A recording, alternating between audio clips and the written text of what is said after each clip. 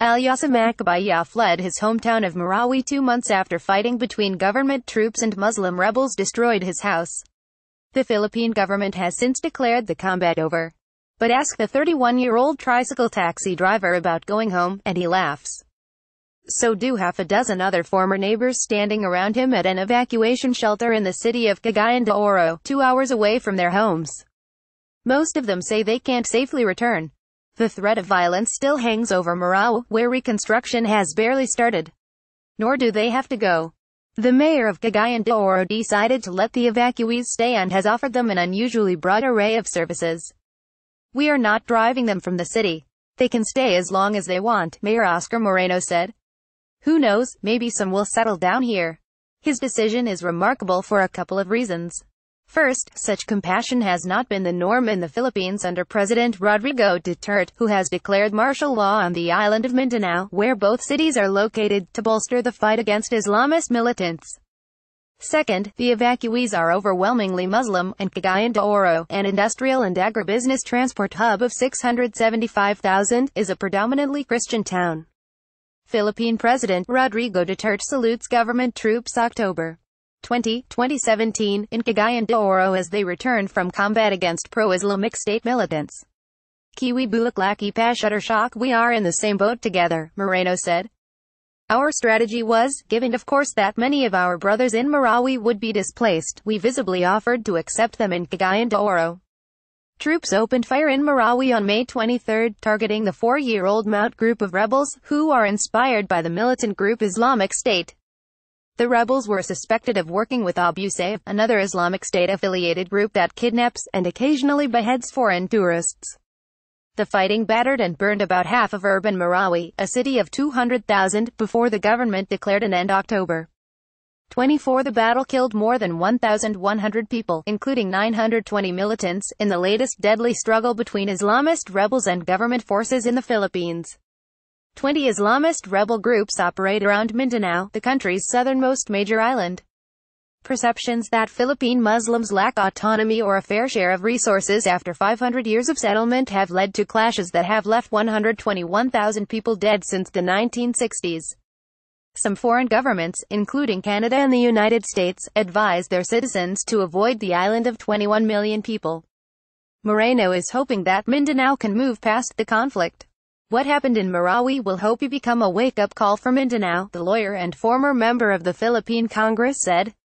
Some permanent inhabitants of Cagayan de Oro at first questioned the city's outreach to evacuees because they associated Muslims with violence, City Social Welfare Officer Teodoro Sabuga said.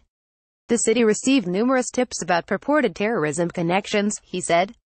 "In fact, there are some Cagayanos who called my attention, 'What are you doing?' As if there might be something that will happen," he said. "But I said it's already an instruction of the mayor that we have to accommodate them." Macabaya's family and 43 others have lived up to half a year in the shelter in Cagayan de Oro, which the city built on a hilltop so it would be safe during floods. The city provides 3 halal meals a day and $4 in daily spending money. Evacuees can use a prayer room, as well as volleyball and basketball courts just off-site. Their children may legally attend public schools in the host city, and a few of the displaced now work, selling goods in a local market. "My house is destroyed and I have no place to live," Macabaya said one weekday afternoon after a volleyball workout. He described shelter life as happy.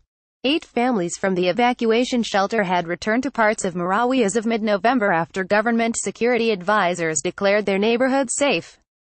A damaged mosque in battle-scarred Marawi in the southern Philippines on October 19, 2017, 2 days after President Rodrigo Duterte declared the liberation of the city. At Marquez Associated Press, however, most of the 19,000 people who reached Cagayan de Oro still live there with extended family. The city has offered them temporary ID cards, spaces for their children in public schools and in some cases resettlement in the shelter when family living didn't work out. Aid is flowing in. A local Catholic diocese, the central government, Philippine charities and private companies are among 12 major relief donors for Cagayan de Oro's evacuees. One shelter resident, Amande Amla, 28, who has passed the months playing chess and volleyball, praised the effort. "The donors," he said, "didn't miss any assistance. At international school Cagayan de Oro, students and teachers are organizing a year-end holiday party for as many as 400 displaced children. The high school students have amassed enough donated clothes and toys for those children to fill a classroom, school president Rona Canoy said. Still, a lot of children from Marawi avoid Cagayan de Oro schools because of fear of bullying, she said.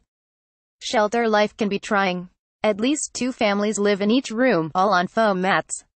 Larger rooms accommodate 5 families, who use laundry lines as privacy barriers. One woman was raising a 3-month-old baby in a room for 10.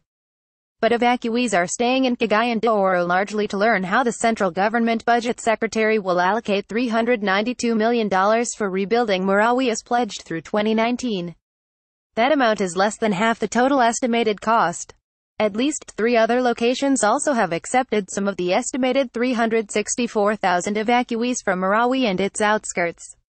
Cagayan de Oro stands out as a regional transit hub, making aid easy to receive, and for its history of domestic immigration that has instilled a tolerance for outsiders, the mayor said.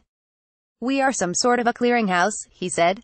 But, he added, it's the desire, the concern, the compassion that counts. Jennings is a special correspondent.